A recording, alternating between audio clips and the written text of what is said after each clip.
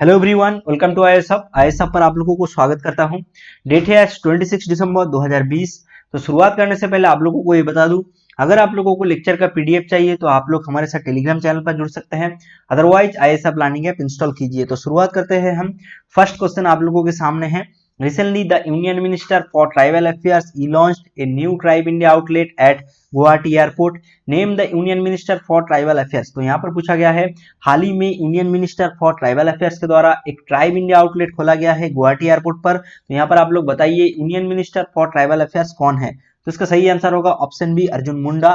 तो पीआईबी इन आसाम का एक यहाँ पर ट्वीट है, जहाँ पर यह बताया जा रहा है honourable minister of tribal affairs के द्वारा एक ट्राइब इंडिया आउटलेट लॉन्च किया गया है गुवाहाटी एयरपोर्ट पर। यहाँ पर टोटल 126 ट्राइब का ट्राइबल सामान मौजूद रहेगा।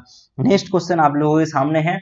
कोविड वैक्सीन डिस्ट्रीब्यूशन के लिए एक डिजिटल प्लेटफॉर्म लॉन्च किया जा रहा है ministry of health and family welfare and ministry of electronics and information technology के द्वारा। तो आप लोग बताइए, जो डिजिटल प्लेटफॉर्म लॉन्च किया जा रहा है इसका नाम क्या है।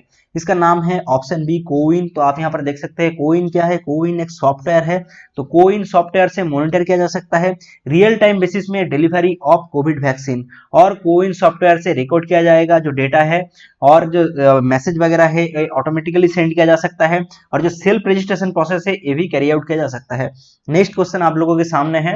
Recently, which of the following organization won the prestigious CIITC Sustainability Award 2020 in Corporate Social Responsibility? तो यहाँ पर पूछा गया है, हाल ही में निम्नलिखित कौन सा ऑर्गेनाइजेशन को प्रेस्टिजियस CIITC सस्टेनेबिलिटी अवार्ड 2020 से नवाजा गया है। तो इसका सही आंसर होगा ऑप्शन सी, एनटीपीसी। तो यहाँ पर आप देख सकते हैं एनटीपीसी लिमिटेड का एक रीट्वीट है।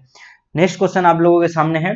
The army version of MRSAM is a surface to air missile being jointly developed by India and which other country. तो यहाँ पर पूछा गया है, जो army version of medium range surface to air missile है ये डेवलप किया जा रहा है इंडिया और कौन सा कंट्री के द्वारा।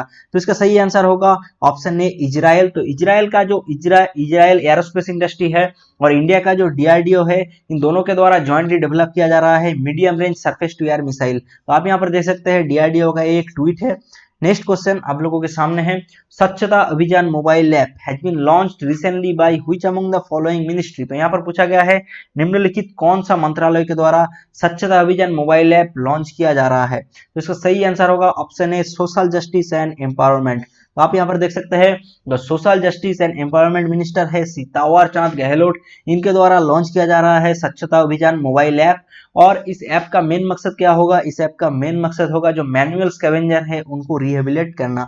नेक्स्ट क्वेश्चन है, on which date is good governance day observed in India. तो यहाँ पर पूछा गया है कौन सा दिन गुड गवर्नेंस डे के नाम पर मनाया जाता है। तो इसका सही आंसर होगा ऑप्शन ए, 25 दिसंबर। तो 25 दिसंबर former prime minister Atal Bihari Vajpayee ji का जन्मदिन है, तो इसलिए 25 दिसंबर को मनाया जाता है गुड गवर्नेंस डे के नाम पर।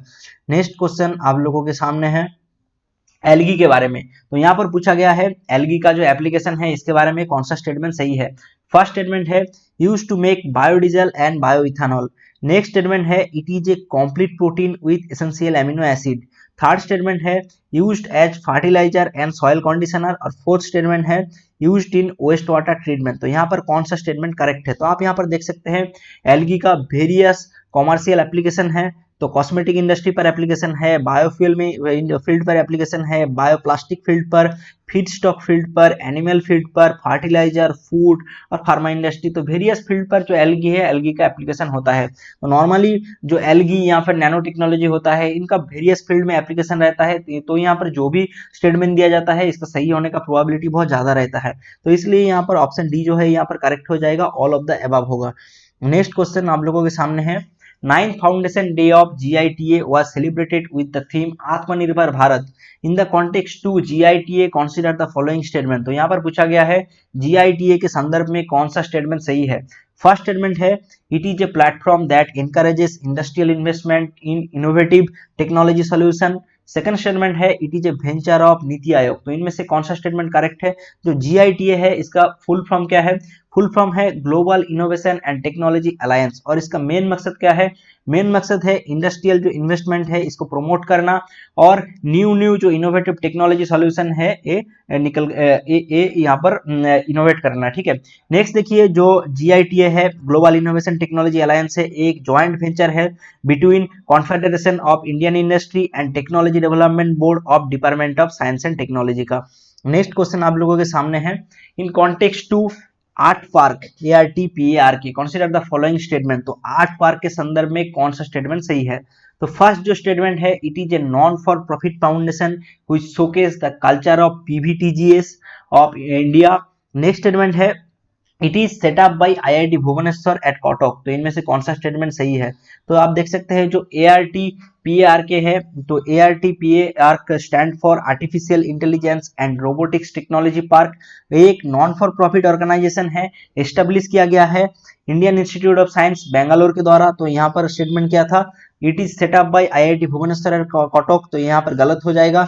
नेक्स्ट आप देख सकते हैं किस लिए सेटअप किया गया है, जो आर्टिफिशियल इंटेलिजेंस एंड रोबोटिक्स है इसको और भी प्रमोट करना, और जो आर्टिफिशियल इंटेलिजेंस है इस फील्ड में जो अवेयरनेस है ये जनरेट करना, और ह्यूमन लाइफ और भी बेटर हो सके और क्वालिटी आ सके, तो इसके लिए कोशिश करना। ठीक है, और यहाँ पर जो फंडिंग दिया जा रहा है कौन सा मिनिस्ट्री के द्वारा दिया जा रहा है? Department of science and technology के द्वारा दिया जा रहा है। ठीक है, तो यहाँ पर जो पहला वाला स्टेटमेंट है ये यहाँ पर गलत हो जाएगा, और दूसरा वाला जो स्टेटमेंट ये भी यहाँ पर गलत हो जाएगा। तो ऑप्शन डी होगा right answer, neither one nor to.